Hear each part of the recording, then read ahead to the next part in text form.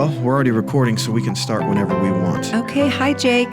Hello, Susan. Hello, everyone out there. Hello, everybody. Sitting in your homes. Maybe they're driving in their car. Maybe they're doing that. Maybe they're jogging. I don't know. Jogging. It's pronounced Hopefully jogging. you're jogging. If you're jogging, you're awesome. Yeah. Whoever's jogging right now and listening to this, send me an email. I'll send you a care package. Yeah. Not the really good kind, but the one you can make. Are we just going to go like Scouts honor on this one? Yeah. Okay. Yeah. I mean, if 40 people, well, maybe 40 people will be running. Does it count if I do it? Maybe the first couple. How about that? Okay. Fair. Fair. Anyway, so we are in quarantine, obviously. So Yes. are most of you. I really wish all of you were.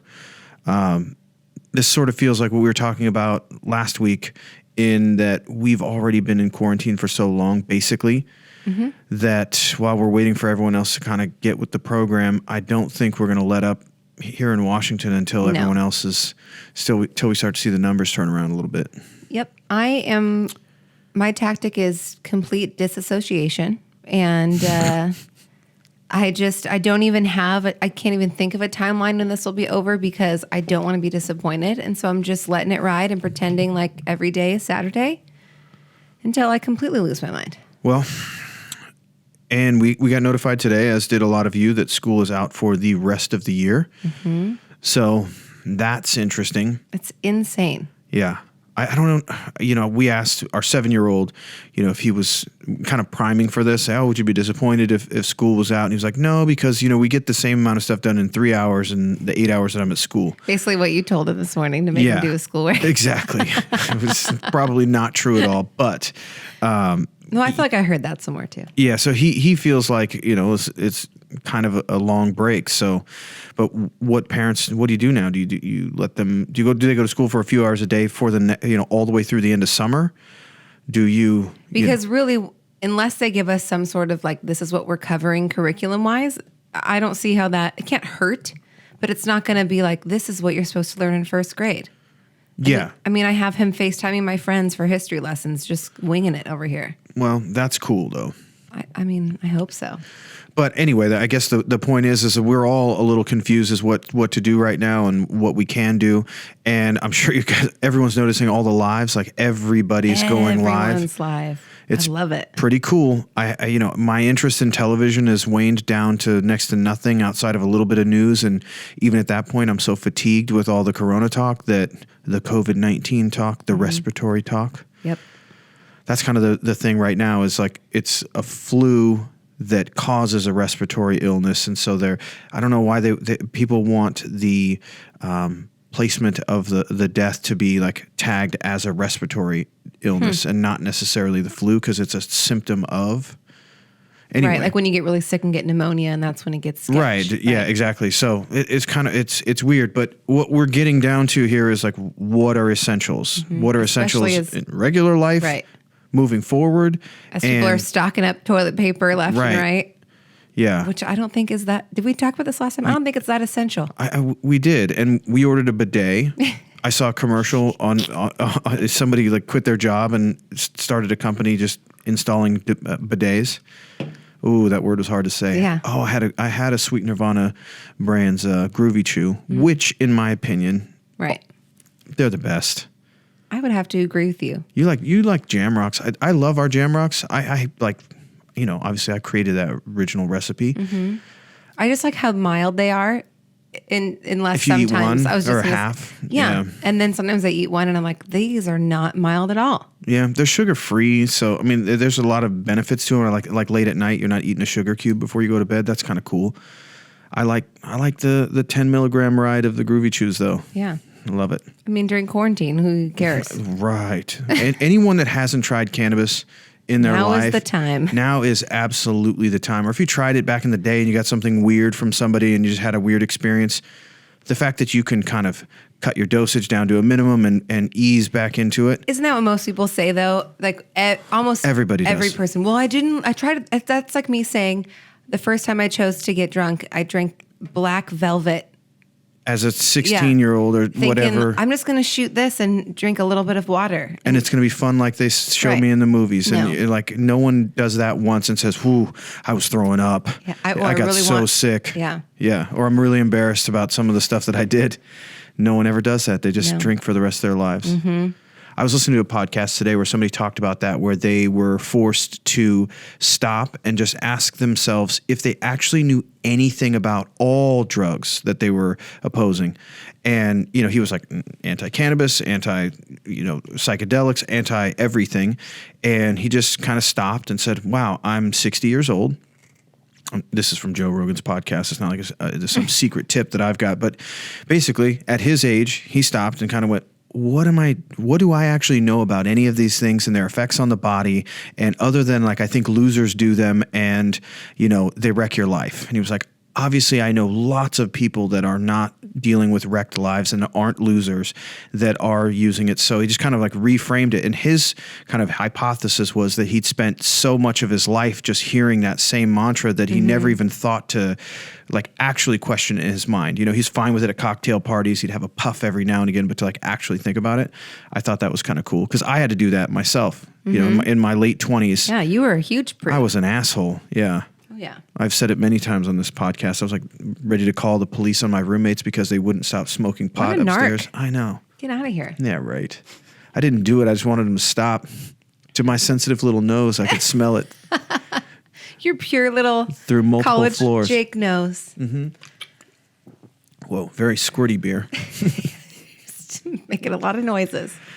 I said we're on quarantine time at know. this point. It's whatever. I know. So essentials. What's essential to you? Like what's been kind of proven to be a bit of an essential for you in your life at this point? What I'm not getting has been essential. Time with my community, time. People my baby class that I hate going to, I miss them. I miss, the snack presentation and actually I don't, but I miss people.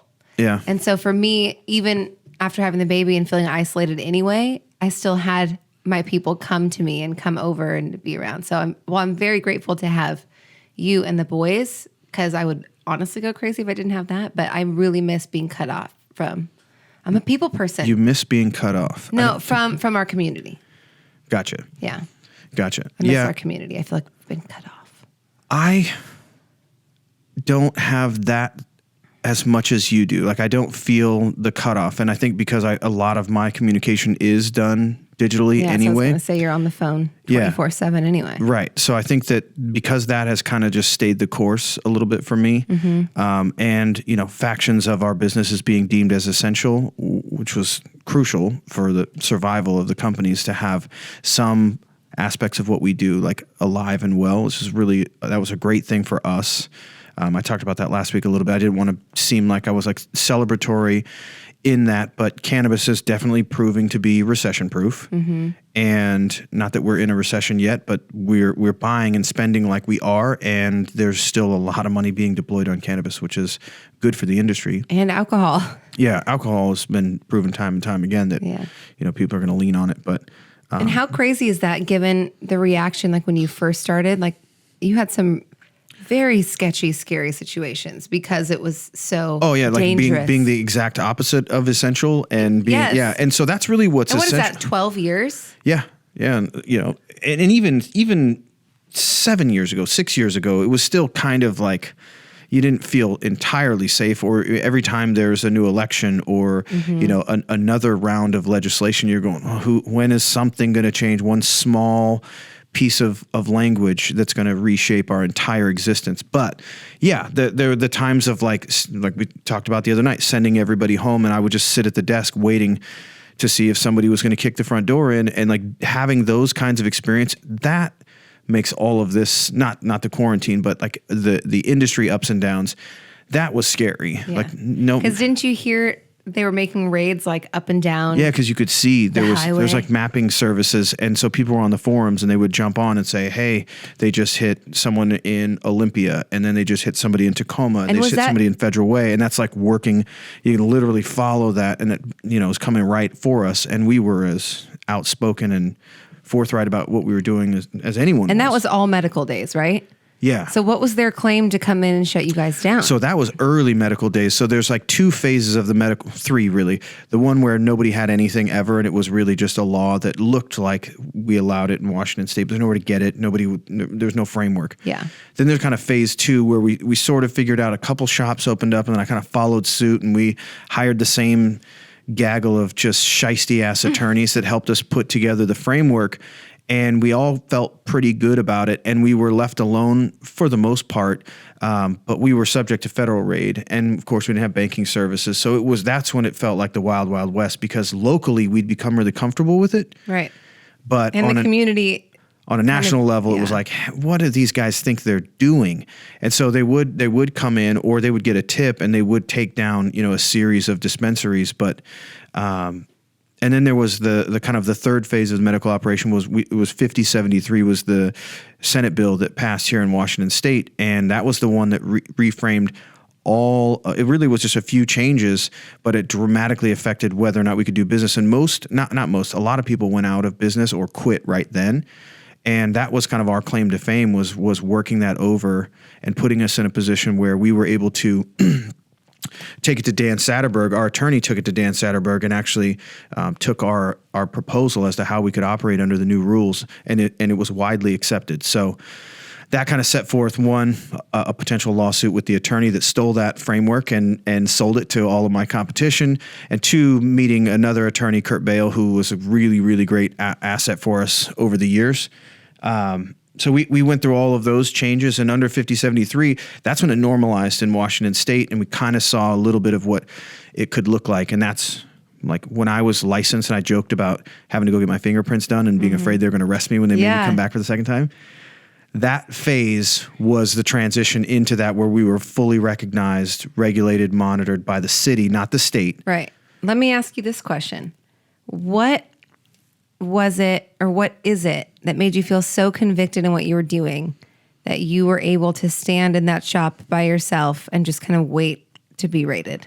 Has that changed? I'd already taken the leap, so that was actually me controlling the situation as much as I possibly could, because they'll isolate a front desk worker, and at that time we were really small. There's only like 4 or 5 of us, but it was look at a couple of shifts, cut them out early, and say, let's just ride this out. But they'll always isolate kind of the weakest link, and that's somebody who works the front desk or somebody who's new, and they get them off to the side and say, listen, you don't want any trouble for these guys, tell us everything. And then they just start rattling stuff off, and they don't know. Right. And especially the way we operated, it was pure secrecy. We'd lock the building down after everyone was gone, do all of our inventory, count out everything. It was all done in, very, very much in secret from the rest of the employees, because theft was such an issue. So what they usually do is kind of get the backstory from someone. So I just felt like the best thing I could do is get everyone out of the building, and I would really be the only person that they could needle. And I had really good representation at the time. And it was just because you had already done it. You were already there. So that means like taking the risk. Like we'd already, there was already paperwork with our names all over it. We'd already run ads. We'd already put it out there. No that hiding we were there. at that point. Yeah. And so it was like, what are we going to do? And it's not like we could just hide forever, all go home and they're going to knock on. Yeah. No one's I just here. feel like that's such a unique, I don't know, that's such a unique position to be in. And I feel like it takes a unique person to like want to put themselves in that position. Well, what it did is it set the tone for the next 10 years, because we had other instances where it got really dodgy. We had a grow where we'd lease some land in Davenport, and it was raided. Like old school trailers, sheriffs loading up plants, pulling them out of the ground, full blown raid. So this happened because we'd leased land from somebody, and we were allowed to legally have 45 plants. So we built this pen and had ours medical days, and it was bold of us to do outside, especially in Eastern Washington. And but what I was looking for was some beta tests. I wanted to know how the plants grew outside in our climate. There really wasn't a lot of people doing that because of the risk, and they were doing it, a few plants here and there, but really needed to know what could we grow this scale. Yeah, and so it was a beta test to figure out, would we buy land out there? Could we drive the cost down? And it really became the hallmark of what we do because it was so successful. But the short version of that story is Halloween. Or I guess maybe it was Halloween or the night before, but I'd had my camper there. It was hooked up to the truck. We were going out. We were taking a crew, and we were going to trim out there for a couple of weeks. We were prepared to just stay. And the first wave of people went out. I'll leave her name out, but she still works for us. She's awesome.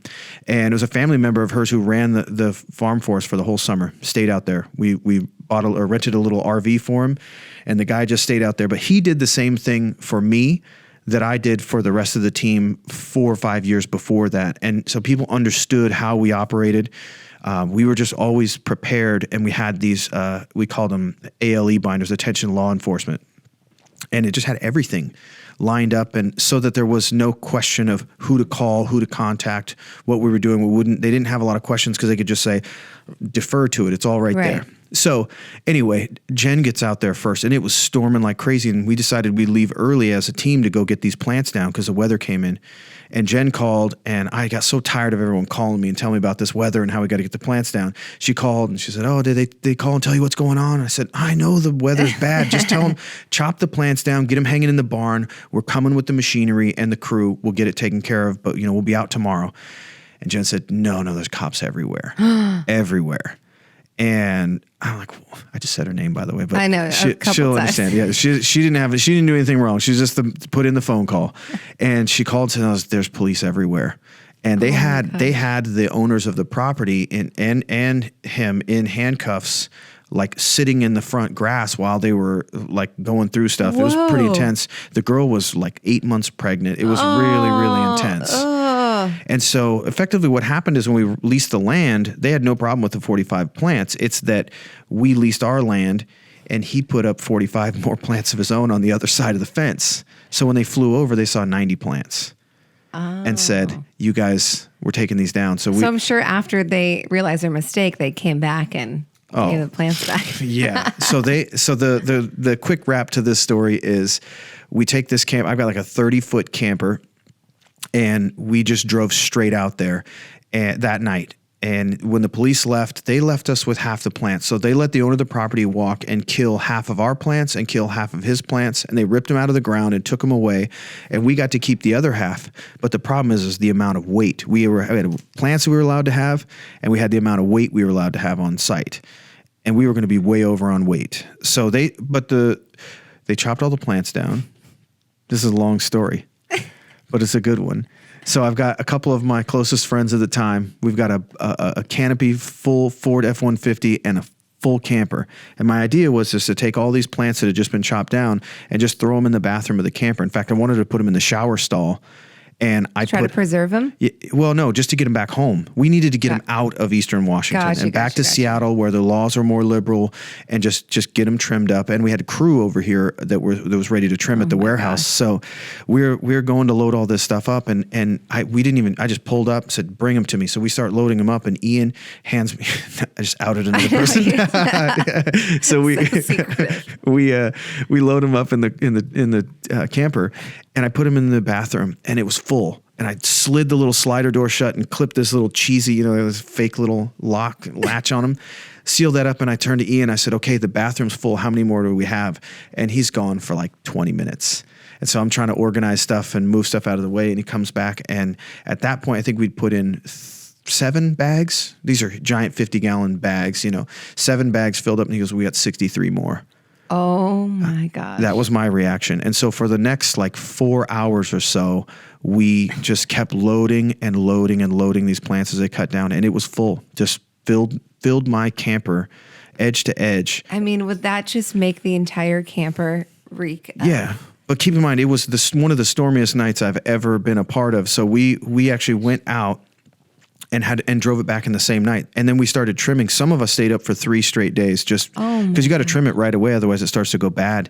So we strung pot everywhere. But at the end of the day, we only had 22 plants, and I think we pulled down 80 pounds off of that harvest. Dang. And so that was one of the things we quickly learned, is that, man, the cost of growing outdoors was amazing. And we knew that it was a good place to grow. So that's how the farm that we have now, or the land we have now that has all the farms on it, that's how we know it grows well out there.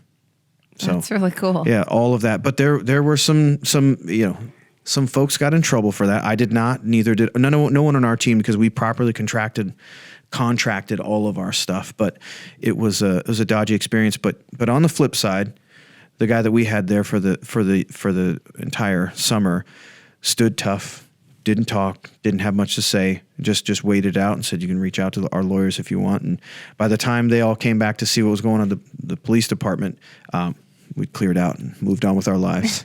So if you ever had The Great Escape, that's one of the strains. We changed the name of Critical Mass to Great Escape. Oh, wow. Just kind of as a name for all of that. So we all had our internal thing. So we sold about 40 pounds of that out of Greenlink. So if you ever had some, that's what that was from. That's cool. Yeah. That was probably our closest run-in with law. I had law enforcement come around my house quite a bit in the early days, but I almost took pride in shooing them out. I've told that story before, but yeah. And now you're essential. Yeah. So to go, that's the point, right? Going through all of that and feeling like as the opposite of essential and targeted most of the time to having it being deemed as essential service is crazy. At that time, did you think it would get to where it is now? Or did you think it would be further along at this point? I thought we'd be further along at this point. I think everybody in the industry always thinks that this rotation right around the corner. It's right around the corner. I think we're further along as an entire industry than we envisioned. I think Canada shot so far that they blew right past the goal, and the function of their companies the hype just got to them, and it just couldn't. Blew their load. That's my darling. So well put. So to see it move that far, that fast, I think there'll be a snapback to that where it's going to be a little more cautious in the U.S. So I thought most of it, though, would be further along as far as legalization goes. I learned so many things from you about this industry. Well, and then also to clarify, like deemed essential, it's not because somebody went, oh yeah, pot's important, everyone should have it. A lot of these shops here in Washington have medical recommendations as well. So they serve people with medical recommendations. So, and then there's so many people that aren't willing to be a part of the registry that have been patients for years and years, that still rely on it. And the state knows that. So, and the state likes money. No. Yeah, it's crazy. Wow. You are not going to get pot shops in any state to close down during the 420 run. Yeah. This is a cash cow for the state during this period of time. They can't afford it. It's going to be like Home Depot with the 6 feet That's or the Target, and everyone can line up. curbside. Everyone they have to order, and they run it out to you now. Like they literally changed rules that they pretend every day are written in stone to accommodate preserving the revenue stream. They switched it like that. We actually had, we've been trying to transfer multiple licenses out to the farm for a couple of years. You obviously know that. But they've been in process forever, and we have been going round and round and round with the LCB, with the owners of the license, ourselves, everybody else that's out there has gotten drawn into it, employees and future employees. It just got chaotic. But today, actually, it moved forward into the final inspection stage. So everyone has been cleared. Our contracts have all been cleared. That I didn't know. Yeah, that I know. It's one of those things where there's so much time. There's so much. But there's not enough time. Well, I think especially with kids. Yeah, I was joking around. I was negotiating a $2.8 million capital infusion a few weeks ago, and fast forward 24 hours after that, I'm teaching basic addition skills to a 7-year-old. Yep. And just the tag team, like I can't imagine if one of us was sick or if we were single parents, but just the tag team, like, okay, I'm going to go work out and shower, and then you can go do what you need to do. But you just can't relax. No. Well, and you've got tight windows because everybody else is trying to juggle their schedule and figure it out. And then we've got areas where there isn't much quarantine and people asking questions of us like, hey, where's this? Can you send this over to me? And it's like, wow, I don't know what's going on in your world, but we're trying to figure out how, through the collection of companies that all work together, we offer resources or at least provide consult services to quite a few licenses. So when this all came down, you keep in mind, you've got people asking, can we apply for these SBA loans? Can we get some payroll support? If we don't get approved for that, are there other options for us? Like we're the leadership for all of those things that come along with us. So even some cases where they're just a tenant on our property, ultimately they still tap us as a resource for kind of how to guide their ship, because ultimately they're trying to be a part of a bigger collective. So it's it's one of those things where it wasn't like we decided we can't decide one morning, oh, well, what we're going to do? We're just going to keep these 8 people at the production and processing Right. facilities going, and delivery drivers wear masks now. Yeah. It's like, oh shit, how do we do this? Who's in charge of this? And so everyone's really stepped up. But again, it wasn't like we could call a big board meeting Right. and sit down in Soto and just talk about it. It's all done over the phone and it's all done remotely. It's crazy. I really miss, and I'm nervous that this won't come back, like just the embracing of people. When I know there's a lot of introverts that are very happy hoping that the handshake is gone after this, but just like welcoming someone into your home and giving them a hug, like things like that. I know it will come back, but not for a long time. And then when I got out, I was going crazy in the house, and then I went to the grocery store. It's the big outing. And people are, kind of nervous around each other, like not talking, I'm just like waving at everybody. Like, I'm nice. Be nice to me. You can't see that I'm smiling, but hello, how are you? Made a lot of friends on the little trail around our house. You would. I miss people. It is a weird feeling to see, like, almost every neighbor that walks by that I see on their walk, like they don't just nod, like their hand is up, out, and extended. Like there's one guy that I told you last night. I said there's a guy that walks the street. He was on a scooter, and like he made it a point, like not like a razor scooter. I definitely pictured like an electric razor scooter. Yeah, no, he was on What a man. one of the badass ones. So he's zipping by, and he like made such a point, and the fact that he was zooming down the hill and made it point to like lock eyes and put a hand out, like, hey man, I see you out there working in the garage. Yeah. Hope you're doing well. Never met him in my life. And I saw him again today, and it was like, yes. You. And it's not like the guy's never walked the neighborhood before, but Right. there's a whole nother kinship that happens to human beings in these times. And Yeah. I think it's going to be a good reset for people to like truly realize how much we need each other. yeah, Like, it doesn't matter your personality, wherever you fall, like we need each other. And when that's taken away, I think people are like desperate for it. Mm-hmm. I mean, myself included. Yeah. But yeah, there's like an elderly man that we like wave and kind of talk apart on the trail, and he'll look at the baby and go, "Oh, he was wearing red yesterday." Like, just the things that they're taking note of. that we all. I mean, what else are we gonna do but notice what color a baby is wearing on the trail every day? Yeah. Well, like birthdays, I never thought of, like there's a lot of people out there who birthdays would come and go. I mean, that's basically what Facebook is my birthday reminder. Yeah. And that would come and go. Which but like is a great thing. It is a great to tool. have. Yeah. I want that. Yeah. I mean, I have it, but I'm confused. I mean, like I should look at it more because Oh, I think yes, it's important to like recognize people's Yeah, you're birthdays. big on birthdays. But my point is that the people that are having birthdays during this time, like I'm more sympathetic, and I feel like I'll Yeah. remember them, like Colton and Jensen. little Max's birthday and Jensen's birthday. Yeah, I felt like inclined with the kids to like send them bigger gifts or do bigger things, just because they're getting the shaft. I know. But our child may have his birthday through all of this as well. I know. Anyway, and like grandparents haven't seen him walk yet, and there's a Just whole makes bunch me of things just that so sad. yeah.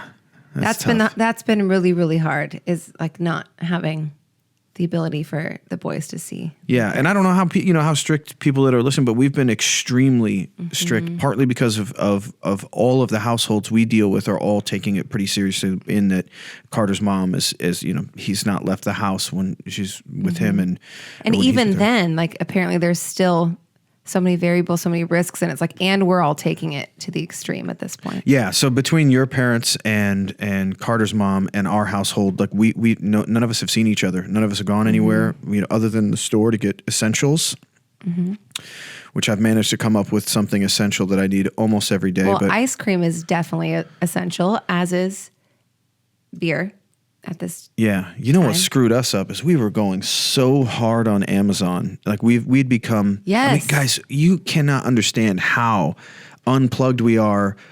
I mean, totally plugged in, but unplugged from traditional means of doing things. my gosh. As far as It feels like it does feel like an event. It's like, wait, I have to go there. I have to lift up I look the at groceries. 8 things of soda water and think there's no button. There's no way to just walk out and have this all know what I took. Right.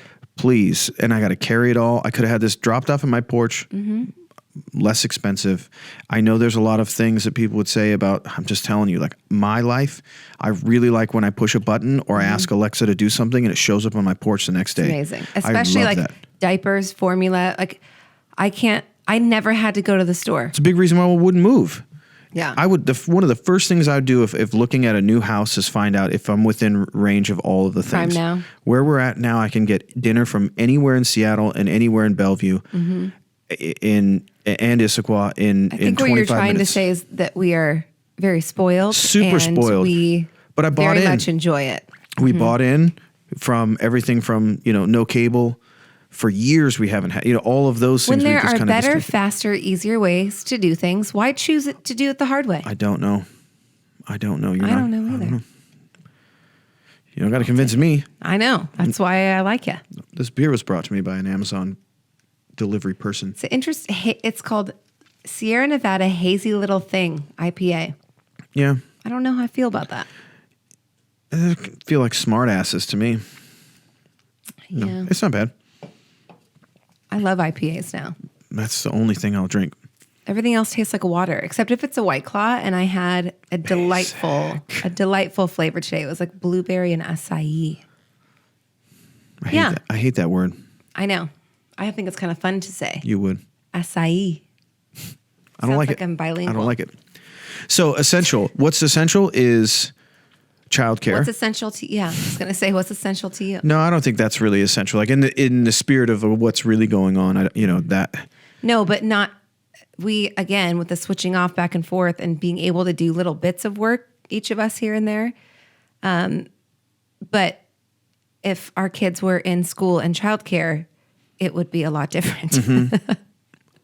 I think the amount, I guess the illusion that we're safe and okay, and that like the world is, we're in America, so we're in a safe place. We're in, one of the safest places you can be, Right. is right here within 5 miles of this seat. And we have the ability to live almost entirely on an island if we wanted to. Yeah. And it's strange to wake up one day and genuinely wonder if, me being carefree and going and playing basketball one more time before Right. it's all said and done puts one of our parents in the hospital or worse, and And that was part of the hard part of transitioning into this, is that when we started to realize how much more serious it was than like we originally thought. And then the transition of like, well, can I still do this? And in some respect, I feel like we haven't had a lot of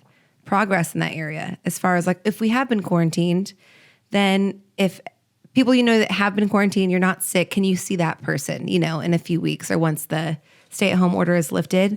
And I feel like no one really knows. If the scientists don't know and the people that should know don't know, how are we supposed to know? yeah, I don't think I think that's the point. And Yeah. what I would prefer is everyone just assume that we don't know, because if this, everyone's going to say, if this isn't as bad, look at Washington, it wasn't nearly as bad as they said. We didn't need to do all that. It's like, yeah, we did. That's why it wasn't as bad. And if maybe it's not, but what was the alternative? Let's Right. just risk it and see. Like, it's pretty clear from New York and Italy and all the other places that didn't catch this, didn't get out ahead of this in time. Like, what happens when you do? And I think the whole idea, there's so many people that are like, oh, we're living in fear. I'm not afraid. Right. I'm doing the responsible thing. And I've seen like the Facebook posts of like, okay, you sheep, go ahead and do it. Like, are you kidding me? For real. Right. Like, do you think I'm scared? I'm not in here shivering, wondering what's next and what will Trump's next word be? Will we get out of this? I'm not afraid. I'm doing what's right for my parents and for my children and the rest of the people. Because to you, thinking about old people dying may not be a big thing, right? That's the furthest edge of, it's like we're most comfortable with that. They lived a long life. They've done and seen a lot of things. And guess what? These aren't their best years anyway. Well, you know what? Like, if you have children, those are the only years that your children know of those people. And if you had a relationship with your grandparents, and I did, I was partially, raised by my grandparents in many ways. And so I understand how much that meant to me. I'm sure my mom had plenty of things that got on her nerves and things, but or you know what I mean? They had their full relationship. For me, I think the kind of grandparent-grandchild relationship is a really, really important one if you can have it. Yeah. And I think chopping off anything that would risk that role is putting my children at jeopardy in some way or taking something from them that they otherwise should be able to have. That it reminds me of a Katie Couric quote where she said she lost her husband and they were pretty young. I think he was in his 40s. And she said, the best times of your life is when your kids are young and your parents are still around and healthy. Because like that time is so temporary and it goes so fast. And so like I've been really cognizant before this of like really trying to just cherish that, even when it's really when our kids are challenging. But realizing like, okay, this is the golden years or whatever. Yeah. But when everyone gets to know one another and celebrate birthdays. Yeah. So we'll see if we make this one work. I think that if everyone was going to default to something, it's just assuming that they don't know.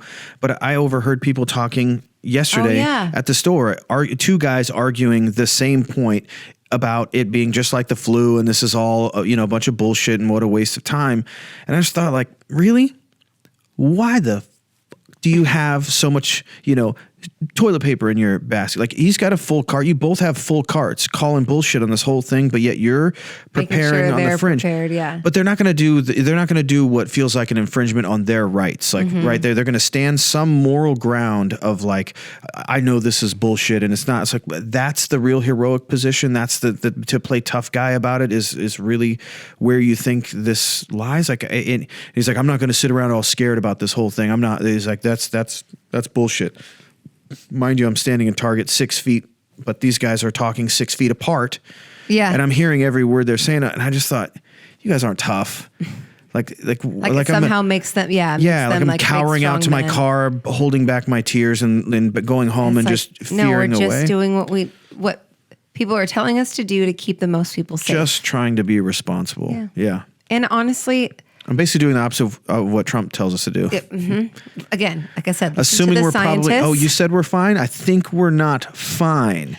But everyone that wants a test is going to get a test, but it's not their responsibility. So I'm never going to get a test. Yeah, no, just understand that. That's up to the states. Yes. It's not the federal government.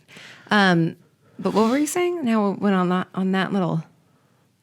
Well, I just think, my point was that if people were going to err on the side of either being cautious or brave or standing up for their rights, like at this point, I think it's just safest just to do what makes sense. And also, if you're in a state that's like seemingly unaffected at this point, we were that way 30 days ago. Yeah. And it seemed like everything was fine and it seemed ridiculous that this was going to happen. We joked about it. And before you know it, you're looking around going, you know what, probably should. It's spooky too. Home. Like the other day when I was like, I need to see something else. I need to go on a drive. We need to get out of the house. And we just drove through Seattle and how empty it looks like an apocalypse movie because all these huge famous places. There's a lot more boards on the windows than I thought there would be. Yeah. And just all these signs of, we're closed. It creeps me. Like in the house, I feel extremely fortunate that we're healthy. That like, if I have to stay at home, we need to spend more family time, and I can go on walks and drink coffee and have enough. Like I have nothing to complain about. But the juxtaposition of going out and seeing, kind of getting hit in the face with, there's nobody out here. Like it's just creepy. It is strange. It's weird, but then there's also places I assume are just relatively just going about their business. Yeah. So hopefully this is all, we're rounding the corner, but it feels like it could last a long time. It does. That's why, again, I'm not even putting my hopes on anything because I'm just going to try to stay blissfully ignorant of how long this will last. Because if I had to think about it, I think it'd be way longer than anyone would want. Well, I think the essentials, luckily we have most of them. Yes.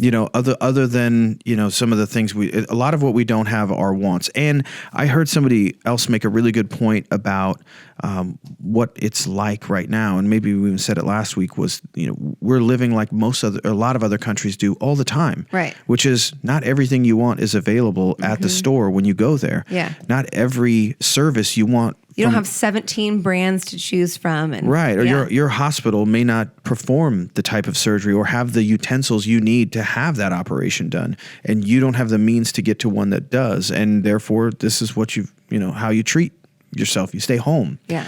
So I mean, it is weird, and also just the idea that there aren't planes flying to every city. I can't get up tomorrow morning and have someone say, "Hey, can you do a speech in San Diego?" No. Yeah. No. I Yeah. can't, and so Well, and our friend's or I wedding wouldn't. is- we've got yeah. weddings that are floating out there, and there's obviously a lot worse things than that could be going on in our immediate lives. But I think just overall keeping it in perspective that this is closer to the average way of life for it's probably still many pay grades above the average person's life if you're talking about third world countries. But And when you compare it to what the healthcare workers are doing, it's like Right. laughable. Like it makes me feel really crappy about myself. Not in that way, but just like, man, they're sacrificing so much and being so brave, and all these people are rushing to serve. I'm fairly confident they would not want me to serve in that capacity by any means. But I'm like, I'm in awe of them, and I'm very grateful to them because and to come home to your families after, fighting for other people's lives all day and putting Yeah. yourself in. I can't believe it. every time I get frustrated at home and thinking about like wanting to go do something, I think about medical professionals that would like to just go home Right. for a full day and sleep in and do the pajamas thing like all their friends are, Right. and wear sweats for 3 straight and days, not have to worry about it. right. And instead, when they are going home, a lot of them are having to go be alone and isolated and just get sleep, and then showering in the basement or changing in the garage, and then heading into work and doing it all over again.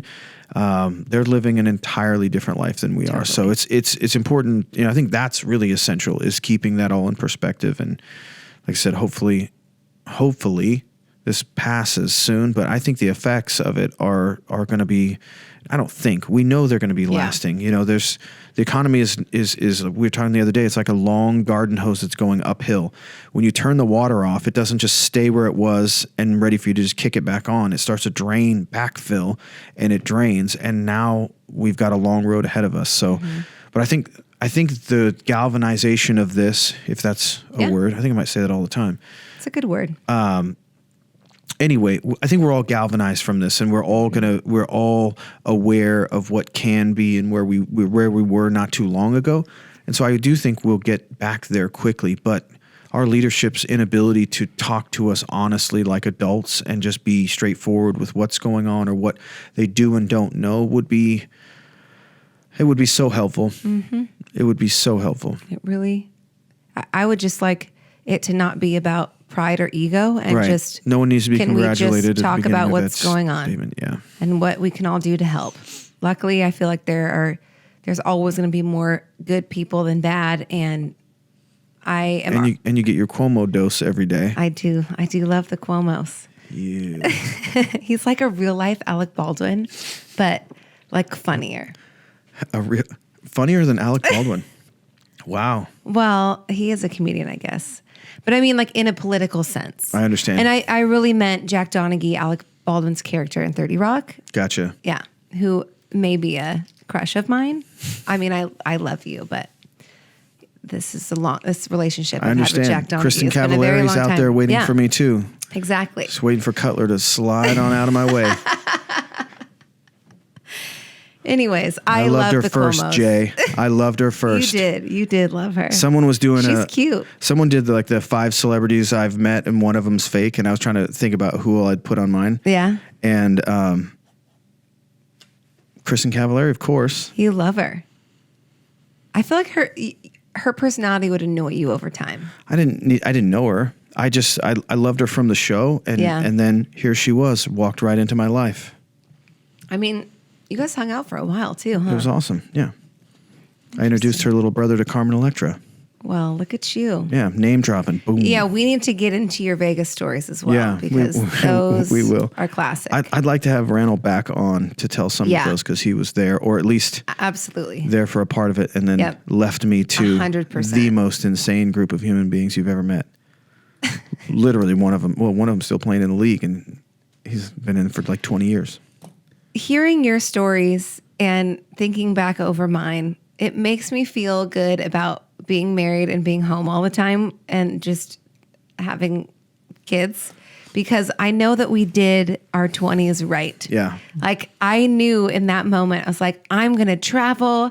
I'm not going to date serious. Like I'm going to do everything that I can possibly do because I know one day I won't be or won't want to either. And this is way more fun. Yeah. Honestly. No, but totally. There was, yeah. Because you can only be that stupid and young once. And it's like, it's that ignorance that leads to amazing adventures and hilarious stories. Yeah. But nothing you want to be involved with post 30. Nothing that your body could handle being involved with post 30. Yeah, that's for sure. I really derailed that one. You're welcome. That's all right. I got to Anyway. name drop a few times. I got to, Yeah. cast some crushes out in the world, see if they resurface. Shut your face. Oh man. This is all from your Cuomo. I think Cuomo's going to find his way into the presidency. I would not hate that at all. See, I don't know enough policy-wise to say that. I know what he's doing is providing the leadership that I was just saying would be nice to have from. Can I tell you my favorite Andrew Cuomo quote? Sure. So it has to do with this. But when I first was like, I really like this guy. He was talking about, someone said, well, are you angry that the federal government's not doing da-da-da-da? And he said, yes, I'm angry. But being angry is a feeling, and emotions is a luxury. And he's like, I don't have the luxury of having that emotion right now. We have work to do. Yeah. It's like, well, that is very feels like poignant something and I would wise. say. It does. Yeah. Well, maybe that's why I love you. Maybe so. Yeah, it's Yeah, kind of one of Ron many Swanson-ish. reasons. Yes. Yeah. Yep. No, I totally agree. He's has every leader, the best bosses I've had. If I screw up, they go to their boss and say, hey, we messed this up. The best bosses are humble and take responsibility regardless.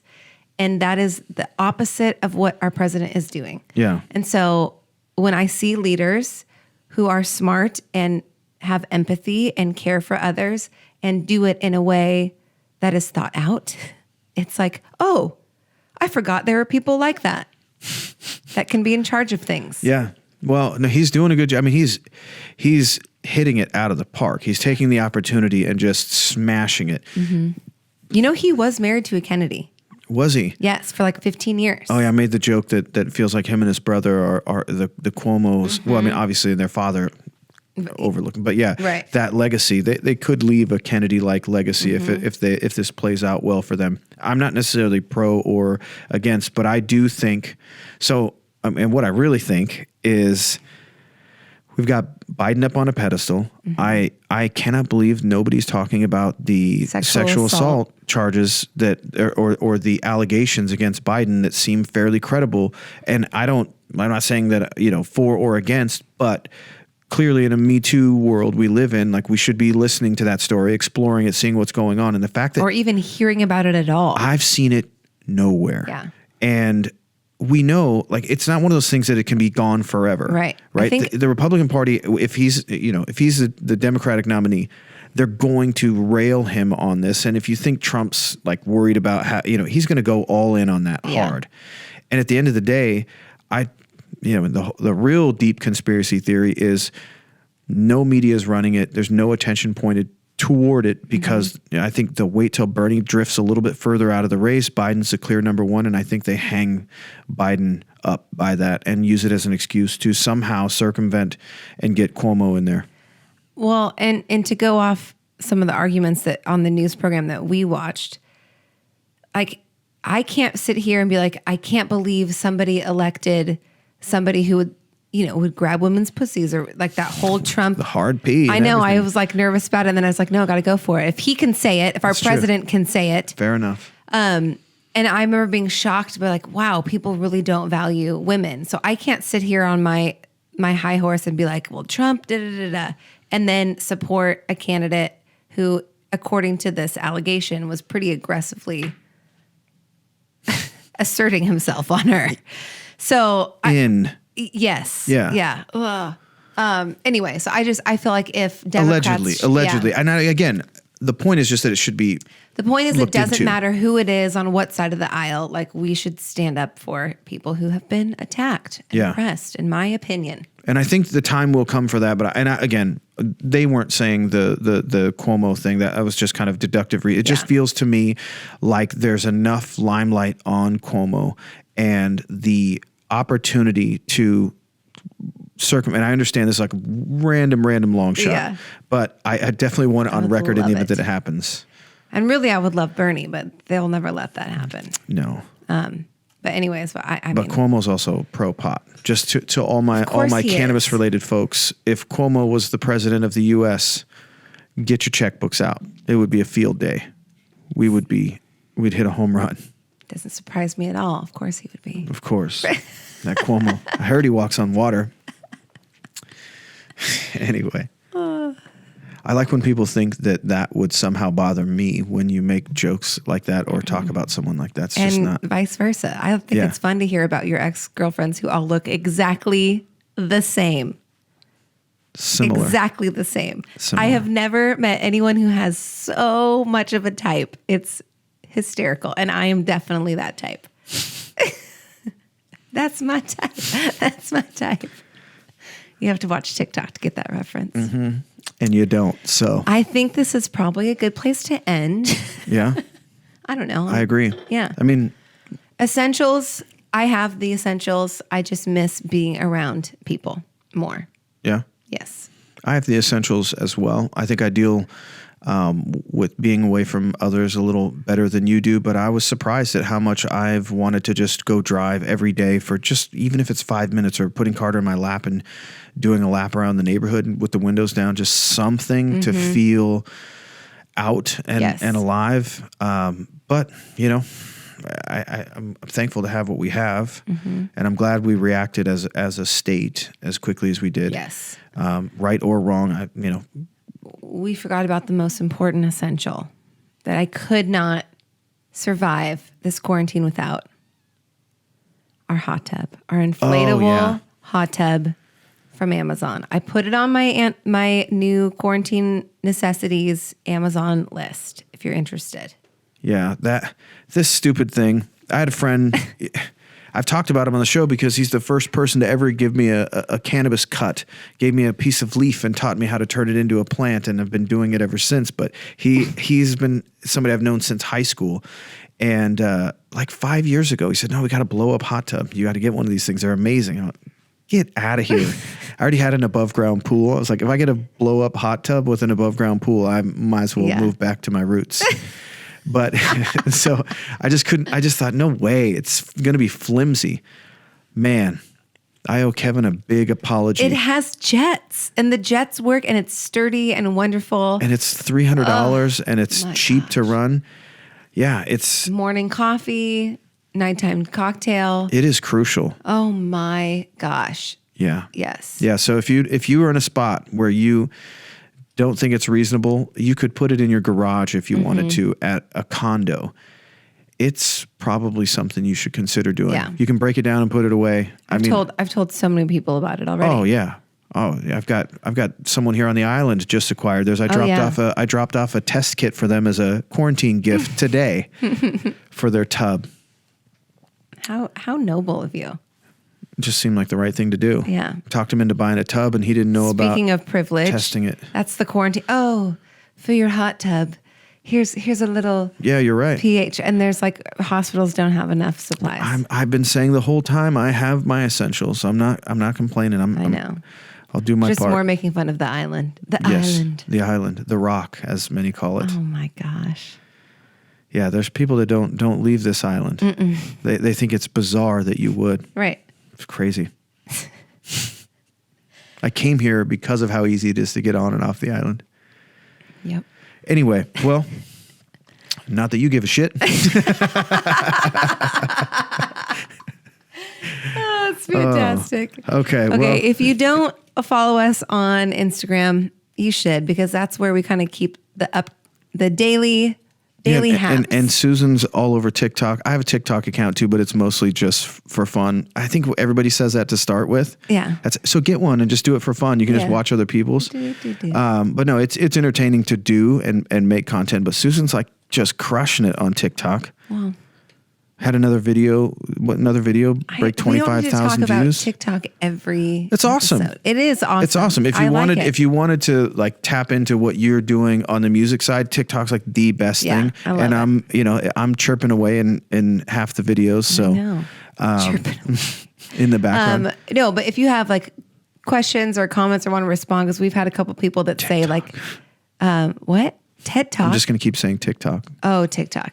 We had a couple people say they want to like jump in some of our conversations. Live, yeah. So if you don't follow us now, I'm Susan G Music and Jake is Jake George Official on Instagram. And then we'll have to do a live or something. Yeah, we basically keep a running tally of between the scenes. Yeah. On our socials. So find us there. But we're working on a way to have people be more interactive. In show. Yeah. Okay. Okay, well, thanks, guys. Stay safe. Keep the essentials close. And we'll keep putting out these episodes. Sounds like a really good plan. Cheers. And good night.